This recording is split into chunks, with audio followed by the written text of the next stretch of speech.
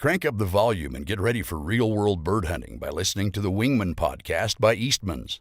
Now your host, Todd Helms. Hey guys, today's episode is brought to you by Federal Premium Shotshells, and I just wanted to give a quick shout out and say thank you to Federal for standing by the Wingmen brand since the beginning. They are our oldest partner, and I can still remember to this day when Brandon Mason told me that they signed a contract and wanted to partner with us. I was so excited because I've been a Federal fanboy forever. I've been using Federal ammunition since way before I was ever involved in the outdoor industry, and I'm a firm believer in every product that they sell, whether it's rifle ammunition, whether it's pistol ammunition, or in the case of Wingmen, shot shells. Everything from their TSS lineup, their turkey shot shells, their high shock lead target loads, man, everything that they have just absolutely kills it. But I want to highlight one product that they make in particular today, and that is the Federal Premium Speed Shock, or AKA Blue Box. You guys have seen it on the shelves. If you're a waterfowler, you know how awesome good old Federal Blue Box is. If you need a load that you can buy a lot of, buy a couple cases of, and you can afford it, you can buy those cases without breaking the bank, it's Federal Blue Box every single time. My pick, 3-inch number 2s. There's not a situation in waterfowling that I've encountered where I can't cleanly take birds with 3-inch number 2s, especially if I'm being a little picky and shooting stuff in the decoys. But, man, I've taken especially Canada geese at some pretty jaw-dropping shots with that Federal Blue Box stuff. It's awesome. It comes in a variety of loads. It comes in a variety of gauges. My pick is the 12-gauge 3-inch number 2s. I've shot everything from pheasants on public property in South Dakota where you had to shoot a non-toxic load, to geese, sandhill cranes, and obviously ducks, mallards, teal, you name it. 3-inch number 2 Federal Premium Speed Shock. It just flat kills. Check it out this fall. I know you won't be disappointed. Hey guys, welcome to episode 70 of the Wingmen Podcast. And unfortunately, you get me solo today. That wasn't the plan for episode 70. I had a guest lined out, and they couldn't make it this afternoon to record, and so we had to reschedule. That happens occasionally in the world of podcasting. It just is what it is. So you get me for another solo episode. And I have some things on my mind that I want to visit with you about, and that have some things since the last episode 69, when I ran through a lot of gear. I've had an opportunity to test a couple more pieces of gear. One in particular, the new Federal Hevi-Bismuth load that I'll get into here in a little bit. But I wanted to talk about some of the hunts that we've done here recently and some of the things that I've done with Hondo, give you another update. We are in the midst of a massive blizzard. This morning we woke up to standing temperature in the negative 15 range with wind chills down to about minus 50. Obviously up in Montana is getting pounded even worse than we are. But here in Wyoming, this is pretty severe, and we're not the most severe weather in Wyoming at the moment. I did go out midday. The weather broke a little bit. Sun came out. Still super cold, but the wind died down. It quit snowing, and the waterfowl were up and at it. I had too much on my plate with my editing job for Eastman's Hunting Journals to go out and do a hunt. And honestly, I'm not sure I could have rousted out any of my buddies to go out at, minus 20, minus 25 with and hunt on layout blinds, or even an uninsulated or unheated A-frame at this point. But that's okay. At this point, those birds are kind of in survival mode, and it's not a bad thing to give them a break every now and then. And that's what they're going to get from me for a few days till this weather breaks, it warms up, conditions get a little easier for them to make it. I'm going to lay off them a little bit. And that's that goes into something else that I kind of want to talk about, and that is managing your hunting pressure, managing your honey holes. When you find a honey hole, when you get a honey hole, what do you do with it? I'm going to talk about that in this episode as well. So the weather that we've got now has got these birds kicked into, like I said, survival mode. They're just hunkered down on ice shelves in the river, pushing slush, just trying to survive. And they're getting out. They were all hitting barley fields, harvested barley fields this afternoon. We still have a lot of standing corn. With everything, moisture content in the corn is really high still. Farmers are having a hard time getting it combined and out of the fields. And so we have a lot of standing corn, which is good and bad. The geese where we are don't tend to hit corn until the weather gets really nasty anyway, which there were some geese and some corn this afternoon when I went out and looked, but it was mostly barley. And they're hunkered down, digging through the snow, trying to find that new regrowth, that green regrowth that's recruiting underneath the snow, and any waste grain that's laying around as well.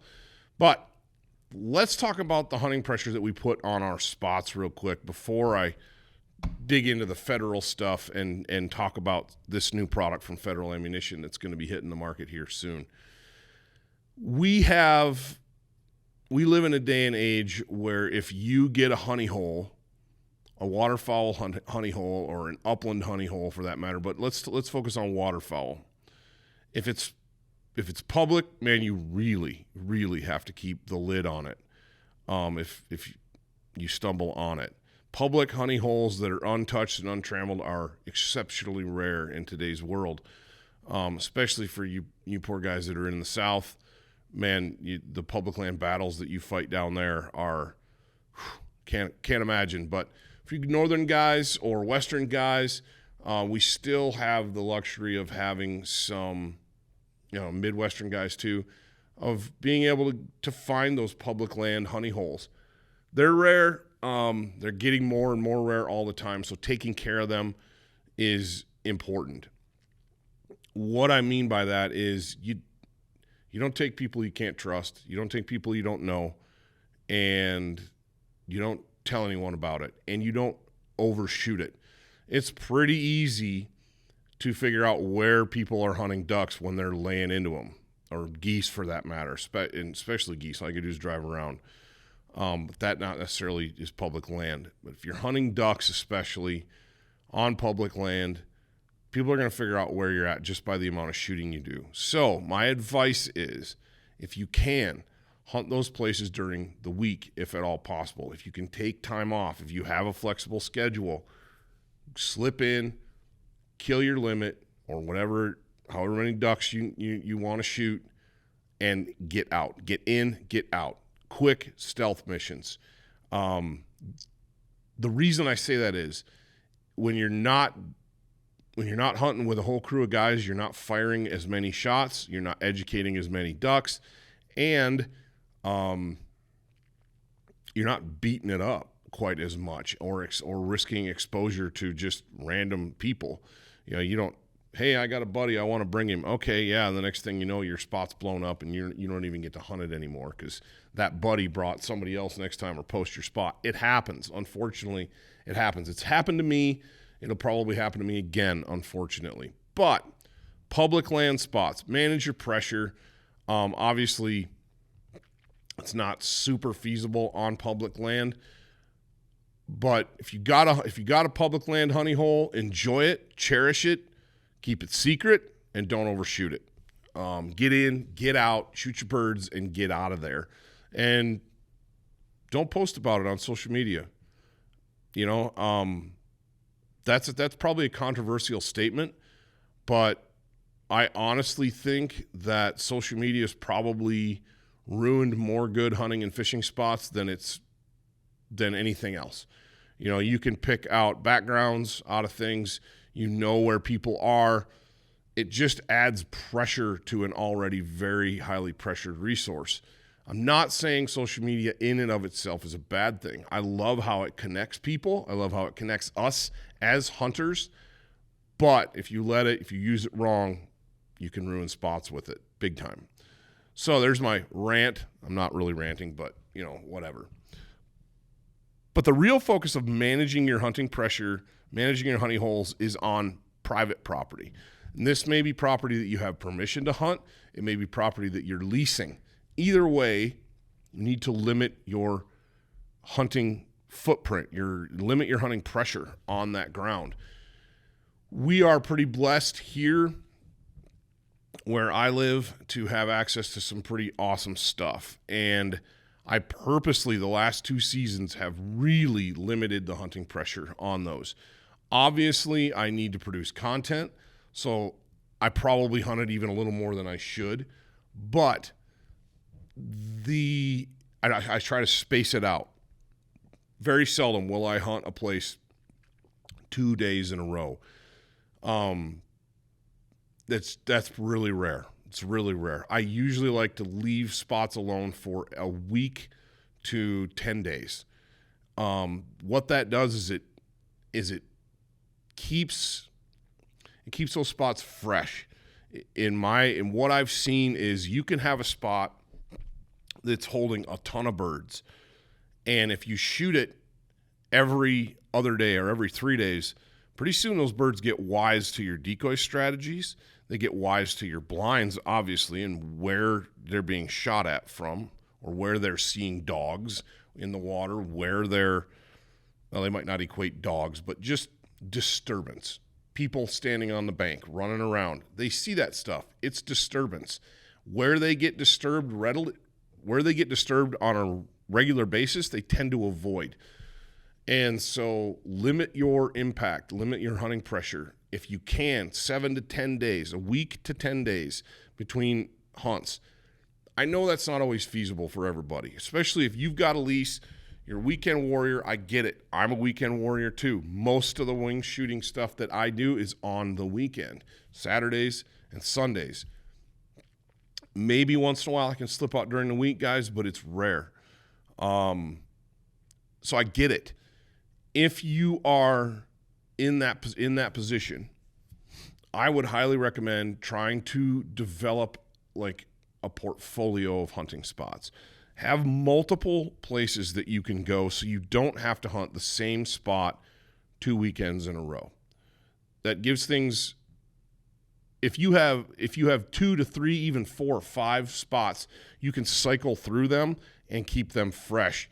You got to think about it. If you have 5 spots and you hunt each one a different weekend of the month, or 4 spots for that matter, a different weekend of the month, you're only hitting each of those spots a couple of times in an entire duck season. That's going to keep your footprint really small on those places. It's going to keep those birds wanting to be there because they're not being disturbed if they have cover, they have the right habitat, and they have food either there or close by, they won't leave unless you get some catastrophic weather event. They're not going to leave if you're not pounding on them constantly.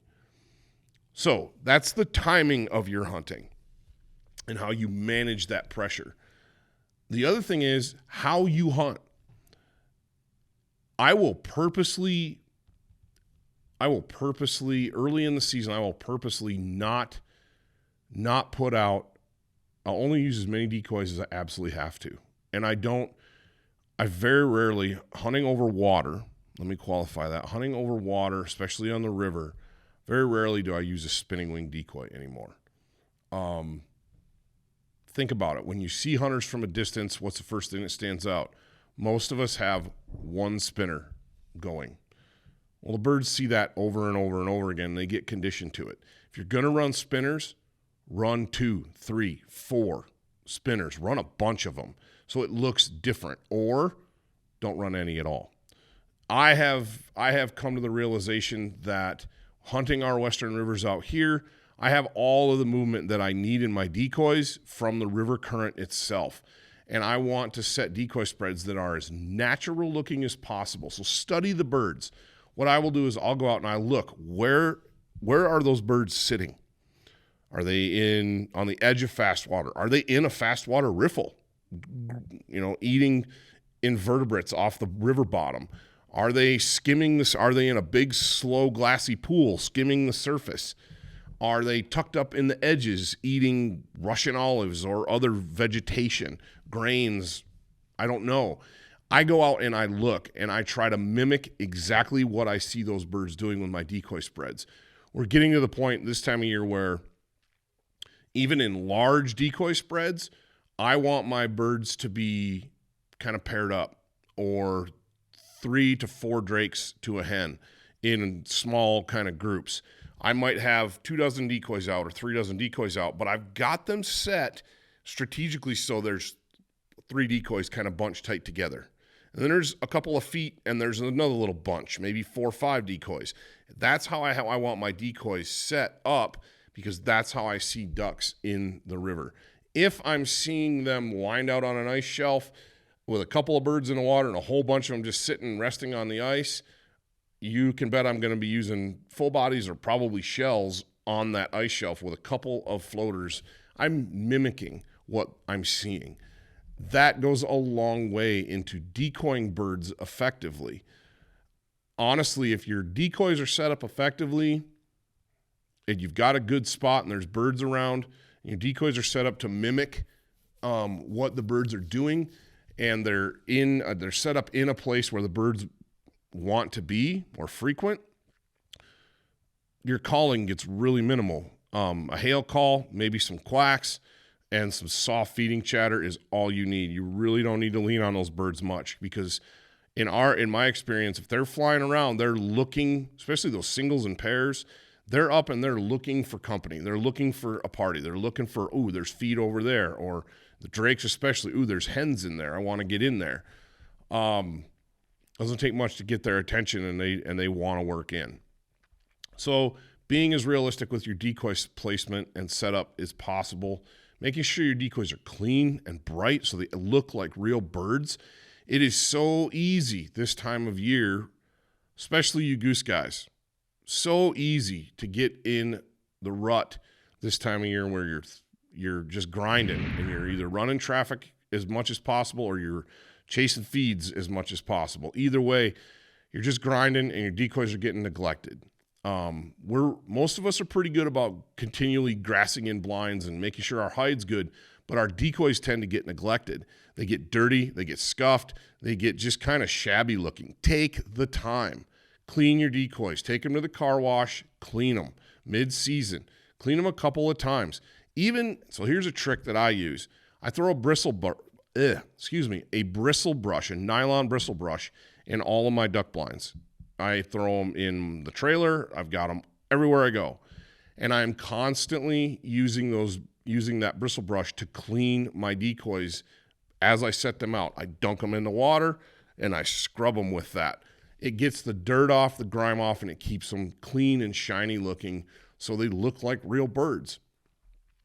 There's a mid-season tip for you, because I know a lot of us are in the mid-season. Some of you guys are in the late season. I would consider this for us out here, and guys in the South, we're mid-season. But won't be long and it'll be all done. So this is December 21st today. It's when the winter solstice, the shortest day of the year. So clean your decoys, set them up strategically. What that does, if you're decoying birds close, if all that stuff is set up right, your shots are going to be nice and close. If you're patient and you take your time, your shots are going to be close. Those are high percentage shots. High percentage shots lead to dead ducks, more dead ducks, singles, pairs. You're not necessarily having to shoot into big groups. You're not having to stay out real long. If you have birds in the area, they're where you want to be. You're decoying them effectively with good-looking, clean, realistic decoy setup and strategy. Your shooting should be nice and tight, nice and close. You shouldn't have to chase a lot of cripples, and it shouldn't take you very long to shoot a limit. Now, I get it. We all have our days. I'm going to be honest with you. I've been going through a slump. My shooting has not been what it usually is. I'm usually a better than average shot, and this year I have struggled. I have really, really struggled, and I don't like that. I didn't put in the time to practice like I should have. And what it's done is it's kept me to shoot a limited ducks, especially it's kept me in my spots longer in the morning. I don't like that. I like to be in, out. So the bulk of the flight hasn't even shown up yet. They haven't even come back from the fields, or they haven't even gotten off the roost to go fly around, and I'm back at work, or I'm at the restaurant, or I'm home cleaning birds, or I'm wherever. My point is, I only want to pick at the fringes of those flocks. I only want to pick at singles, pairs. What that does, if I only have a limited number of places and I can go in and effectively shoot 2, 3, maybe 4 limits of birds in 45 minutes to an hour or an hour and a half tops, and I'm not educating a whole bunch of birds, that spot's going to stay fresh a lot longer.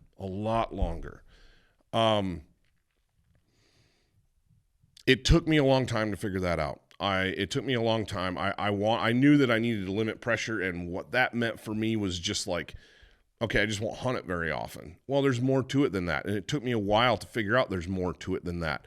Making myself the most effective duck killer that I can possibly be, or goose killer that I can possibly be, helps me lower pressure on the birds I'm hunting. The reason that is because I don't have to hunt them as hard or as long to get what I'm looking for, aka a limit, right? I'm shooting better. I'm decoying birds better. I'm just limiting my overall impact on my spots. And I'm like a lot of you guys. I have some really great spots. I've got some ho-hum spots, and I got some spots that very rarely produce. And I've got some spots that require some travel. Some of them are public land, some of them are private land, some of them it's leased. It's just the way it goes in our modern waterfowl hunting landscape. So being able to manage your pressure is critical. That's probably like drinking from the fire hose. I know I started off with the public land spots, about being super secretive with them, and then I moved into some private land spots. Guys, I honestly think that to have good hunts every weekend, you probably need 4 to 6 reliable spots that hold birds reliably all the time. And you need to shuffle through them. You don't hunt them back to back. You let them rest. And you keep them quiet, you keep them secret, and you keep your impact in there as low as possible. I know that's not always feasible. Maybe you only got one good spot you can go. Maybe you've only got one public access that you can hit. Do what you can. But you public guys, what I was saying about decoy strategy is even more important. Your decoys have to look awesome. They have to be perfect. Your spread has to look realistic. Otherwise, you just look like everybody else that's out there on that public piece trying to kill birds. And it gets tough. So think about it. Observe birds, listen to birds, how they talk to each other, watch birds in the field, how they're acting, what they're doing, and base all of your hunting strategy around what those real birds are doing. And then limit your pressure. Get in, get out. All right. Wow, that was a lot. You guys are, like I said, drinking from the fire hose on that one. But that's kind of key. It took me a long time to figure out all of that stuff. You know, I'd watch the Duck Commander videos when I was a young man and just fantasize about what that kind of duck hunting must be like. Growing up in Michigan, we had ducks, but man, if you lived inland like I did, you kind of took what you got. We had some, but we didn't have what it seemed like they had. And they got to travel and they got to do things. And man, you got to see some of the same places that they hunted over and over and over and over again. And they had a lot of spots. They have a lot of spots to hunt, and they manage the spots they have very wisely and very well. And anybody that's doing it and doing well at it, they're managing their pressure, or they're just have ridiculous amounts of resources available to them. If you're like me, which I think most of you probably are, you got limited resources, you got limited time, you need to make the most of it while you are out there. And I hope those few tips that I just talked about will help you do that. All right, on to product spotlight, if you will. I got the chance a couple weeks ago to do a hunt with Brian Kelvington, who is one of the head guys at Federal and at Federal Premium. We hunted some geese and we hunted a lot of upland birds. And he introduced us to a new product from Federal called Hevi-Bismuth, waterfowl and upland. And this is it. I don't know if this is exactly what the boxes are going to look like, guys, but this is roughly what it's going to look like. If you're a fan of bismuth, you know that it's nice to be able to pick one shot shell and shoot everything with it. Whether you're hunting pheasants, ducks, even geese, you can kind of do everything with it. And that's the premise behind this Hevi-Bismuth. Federal has partnered with Heavy Shot to bring you what I think is a top shelf bismuth product. Brian sent me a couple boxes of this. I didn't get, unfortunately, on the hunt in Montana, I didn't get to put it to the test because he didn't have it. But I watched some of the guys that were shooting the 20 gauge stuff. It was devastating. It looked like it was devastating because you got to keep in mind bismuth is almost as dense as lead. So it performs very, very similarly to lead. You can shoot it out of just about any shotgun that's safe for modern shells. By that, I mean you can shoot bismuth out of stuff that you can't shoot steel and tungsten out of. So it has a lot of great properties about it. But Brian sent me a couple boxes the other day, and these are the 12 gauge 3-inch ounce and 3/8 of number 3 shot. And we put it through the paces last Sunday, and for the first time, and I got to tell you, I was very, very impressed. It cleanly killed mallards, everything from right in the decoys, which you would expect, to some of those stretched out shots, 40, even 50 yards as they're swinging out, getting away, or they're trafficking up and down the river. I don't necessarily only take decoying shots. If I've got birds that are coasting by along the river, they're looking for decoys. They're not a mile high. They're 40 yards out flying down the river. I'm going to take that shot. We just don't get, you got to kind of take the opportunities you're given. And so this stuff performed from those close-up shots, which I would expect, all the way out to 40, even 50 yards. And it didn't cripple birds. The birds that we shot with it were stone dead on the water. Just stone dead.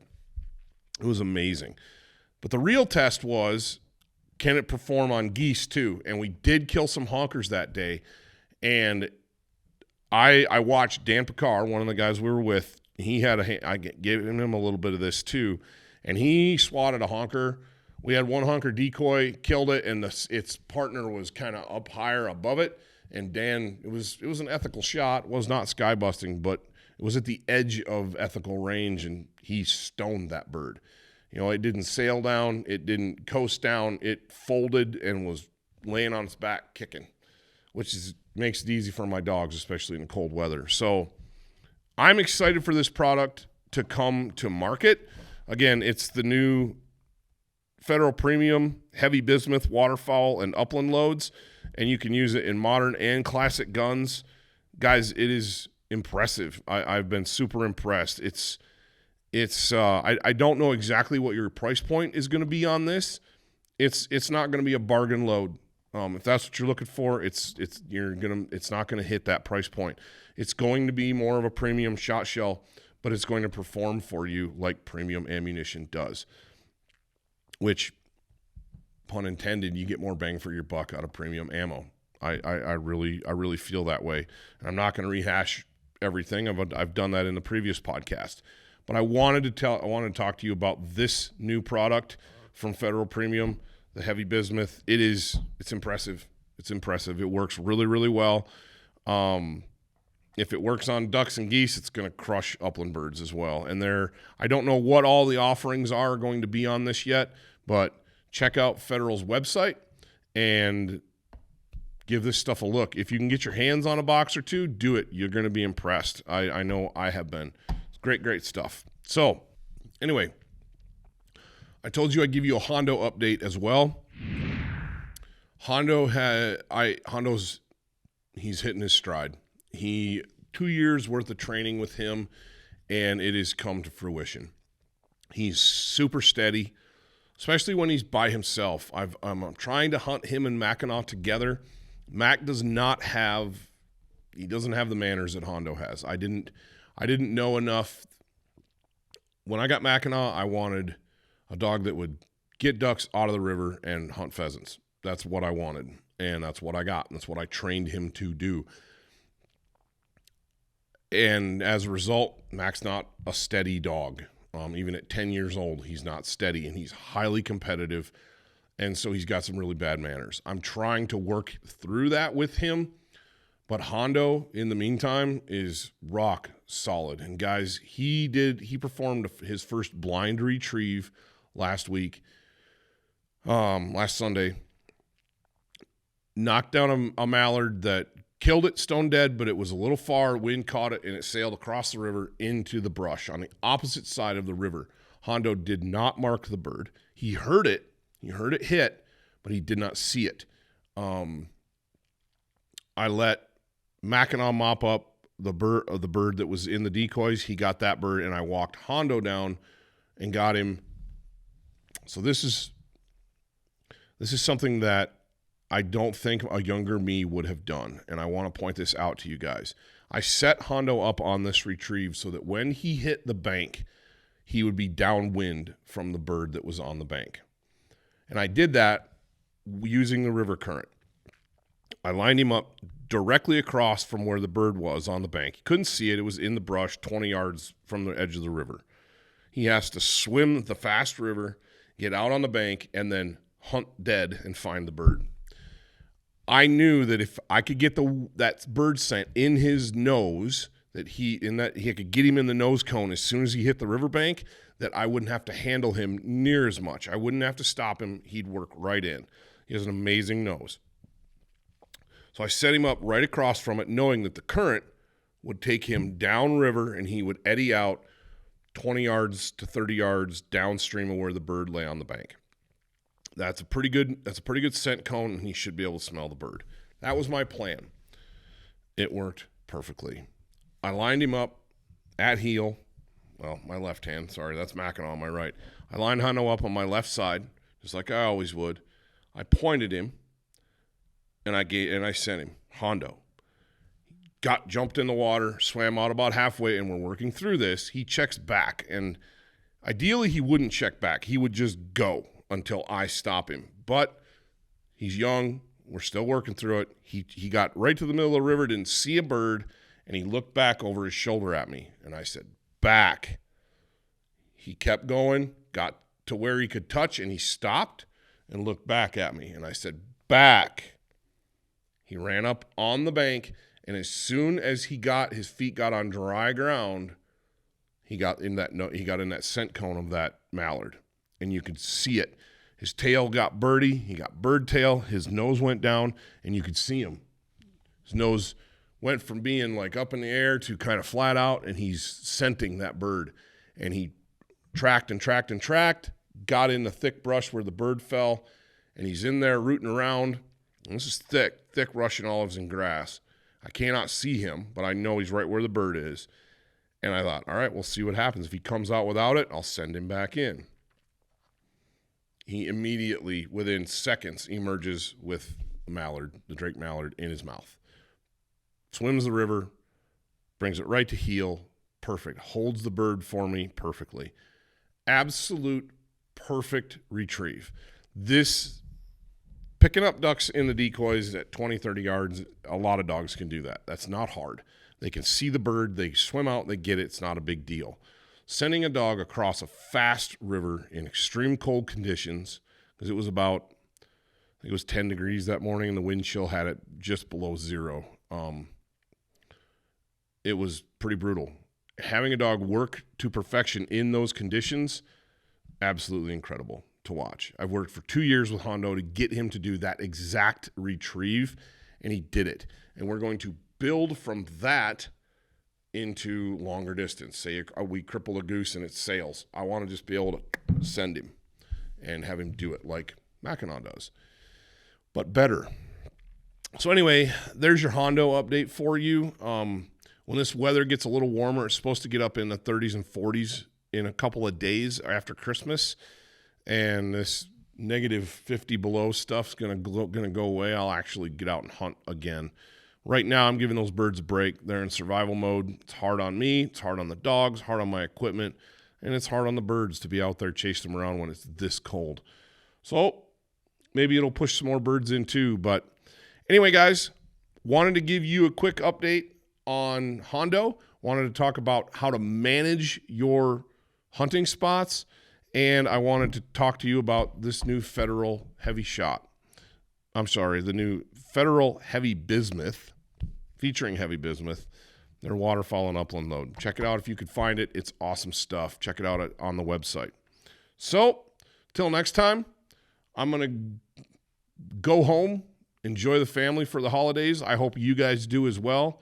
Have a Merry Christmas and best of luck in the coming weeks as you finish up duck and goose season.